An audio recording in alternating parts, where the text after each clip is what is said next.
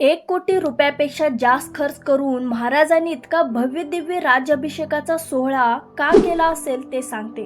17व्या शतकातला भारत वेगळा होता. इथल्या छोट्या छोट्या हिंदू राजांना देखील राज्य करायचं होतं, पण औरंगजेबाची छेड न काढता.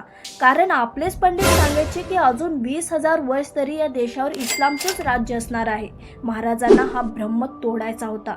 महाराज एक स्वतंत्र राजे अगोदर देखील होतेच, पण त्यांनी भव्य असा राज्याभिषेक साजरा करून या देशाच्या कानाकोपऱ्यात हा संदेश पोहोचवला आणि विशेषतः औरंगजेबाला हा संदेश पोहोचवला की मी एक स्वतंत्र राजा आहे, तुला जे करायचंय ते कर. या एका घटनेमुळे एक अशी ऊर्जा देशात संपूर्णपणे संचरली की पुढच्या काळात राजपूत, जाट, बुंदेले, अहोम या सर्वांनी मोगलाच्या विरोधात अनेक प्रकारचे बंड केले. या सगळ्या बंडाचा कॉन्फिडन्स महाराजांच्या राज्याभिषेकातून आलाय. प्रत्येकाला हेच वाटलं की जर शिवाजी महाराज करू शकतात तर आपण देखील करू शकतो.